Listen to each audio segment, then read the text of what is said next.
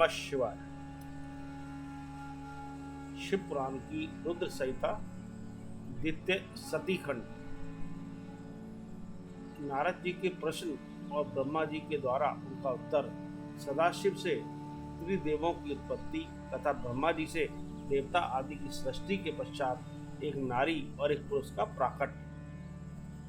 नारद जी बोले, महाभाग महाप्रभु विधाते, आपके मुखारबिंद से मंगल कारणी शंभु कथा सुनते सुनते मेरा जी नहीं भर रहा है, अतः भगवान शिव का सारा शुभ चरित्र मुझसे कहिए। संपूर्ण विश्व की सृष्टि करने वाले ब्रह्मदेव, मैं सती की कीर्ति से युक्त शिव का दिव्य चरित्र सुनना चाहता हूँ। शोभा शालिनी सती किस प्रकार दक्ष पत्नी के गर्भ से उत्पन्न हुई, महादेव जी ने विवाह का विचार कैसे किया, पूर्व काल में दक्ष के प्रति रोष होने के कारण सती ने अपने शरीर का त्याग कैसे किया, चेतना काश को प्राप्त होकर वे फिर हिमालय की कन्या कैसे हुई, पार्वती ने किस प्रकार उग्र तपस्या की और कैसे उनका विवाह हुआ, कामदेव का नाश करने वाले भगवान शंकर के आधे शरीर में वे किस प्रकार स्थान पा सकेंगे। महामते, इन सब बातों को आप विस्तार पूर्वक कहिए। आपके समान दूसरा कोई संशय का निवारण करने वाला न है न होगा। ब्रह्मा जी ने कहा, मुने, देवी सती और भगवान शिव का शुभ यश परम पावन दिव्य तथा गोपनीय से भी अत्यंत गोपनीय है। तुम वह सब मुझसे सुनो। पूर्व काल में भगवान शिव निर्गुण निर्विकल्प निराकार शक्ति रहित चिन्मय तथा सत और असत से विलक्षण स्वरूप में प्रतिष्ठित थे। फिर वे ही प्रभु सगुण और शक्तिमान होकर विशिष्ट रूप धारण करके स्थित हुए। उसके साथ भगवती उमा विराजमान थी। विप्रवर वे भगवान शिव दिव्य आकृति से सुशोभित हो रहे थे। उनके मन में कोई विकार नहीं था। वे अपने परात्पर स्वरूप में प्रतिष्ठित थे। मुनि श्रेष्ठ, उनके बाएं अंग से भगवान विष्णु, दाएं अंग से ब्रह्मा और मध्य अंग अर्थात हृदय से रुद्रदेव प्रकट हुए।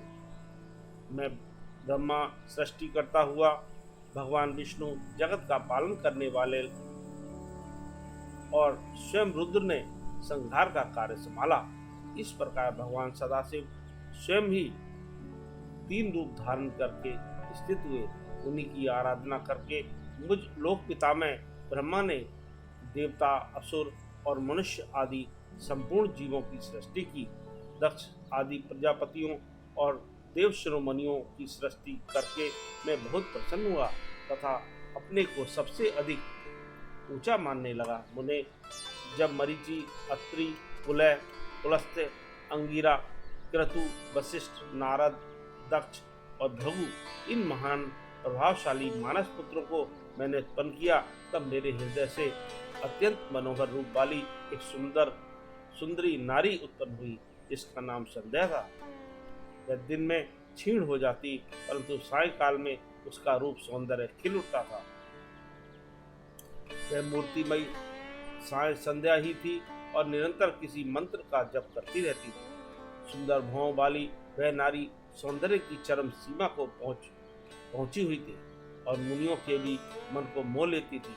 इसी तरह मेरे मन से एक मनोहर पुरुष भी प्रकट हुआ जो अत्यंत अद्भुत था। उसके शरीर का मध्य भाग कटी प्रदेश पतला था। दांतों की पंक्तियां बड़ी सुंदर थी। उसके अंगों से मतवाले हाथी की सी गंध प्रकट शोभा पाते, कमल के समान शोभा पाते थे। अंगों में केसर लगा था, जिसकी सुगंध नासिका को तृप्त कर रही थी। उस पुरुष को देखकर दक्ष आदि मेरे सभी पुत्र अत्यंत उत्सुक हो उठे। उनके मन में विस्मय भर गया था। जगत की सृष्टि करने वाले मुझ जगदीश्वर ब्रह्मा की ओर देखकर उस पुरुष ने विनय से गर्दन झुका दी और मुझे प्रणाम करके कहा। वह पुरुष बोला, ब्राह्मण, मैं कौन सा कार्य करूंगा? मेरे योग्य जो काम हो उसमें मुझे लगाइए, क्योंकि विधाता आज आप ही सबसे अधिक माननीय और योग्य पुरुष है। यह लोक आपसे ही शोभित हो रहा है। ब्रह्मा जी ने कहा, भद्र पुरुष, तुम अपने इसी स्वरूप से तथा फूल के बने हुए 5 बाणों से स्त्रियों और पुरुषों को मोहित करते हुए सृष्टि के सनातन कार्य को चलाओ। इस चराचर त्रिभुवन में ये देवता आदि कोई भी जीव तुम्हारा तिरस्कार करने में समर्थ नहीं होंगे। तुम छिपे रूप से प्राणियों के हृदय में प्रवेश करके सदा स्वयं उनके सुख का हेतु बनकर सृष्टि का सनातन कार्य चालू रखो। समस्त प्राणियों का जो मन है वह तुम्हारे उसमें वाण का सदा अनायास ही अद्भुत लक्ष्य बन जाएगा और तुम निरंतर उन्हें मदमत किए रहोगे। यह मैंने तुम्हारा कर्म बताया है। जो सृष्टि का प्रवर्तक होगा और तुम्हारे ठीक ठीक नाम क्या होंगे इस बात को मेरे ये पुत्र बताएंगे। ऐसा कहकर अपने पुत्रों के मुक्ति और दृष्टिपात करके मैं क्षण भर के लिए अपना कमल में आसन पर चुपचाप बैठ गया। इस तरह रुद्र संहिता का यह अध्याय समाप्त होता है। ओम नमः शिवाय।